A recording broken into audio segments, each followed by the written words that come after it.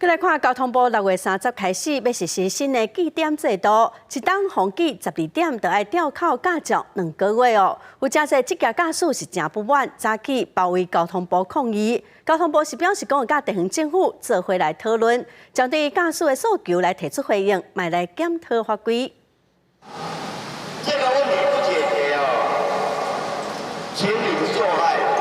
不满交通新制伤过严格，违规记点可能会甲伊着趁钱。职业驾驶发动数十台计程车甲游览车，甲交通部围起来要抗议。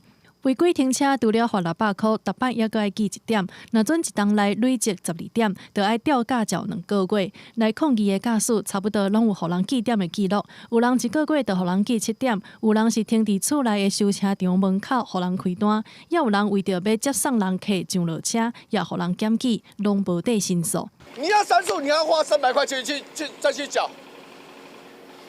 第二件，我申诉了。 到现在还有下文吗？没有下文啊！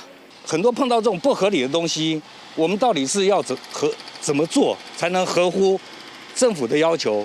透过网络发起的活动，车辆的数量无到预计遐尼多。台湾游览车发展协会理事长表示，真侪驾驶甲怨叹煞毋敢来，就是惊评鉴的成绩可能受到影响。毋过，愿意出面的人拢是为着这份头路，呼吁政府爱做好配套的措施。我真。 这个严肃的跟部长讲，这个一定要修掉，哦，让这个所谓的检举达人哦，这样子肆意的到处告发，不是办法。全国汽车驾驶人权益联盟提出7项诉求，不过交通部长王国材另外有行程，所以无出面。交通部派出代表接受陈情，回应会整理驾驶所提出来的诉求，甲地方政府做伙研议解决，而且检讨法规。记者综合报道。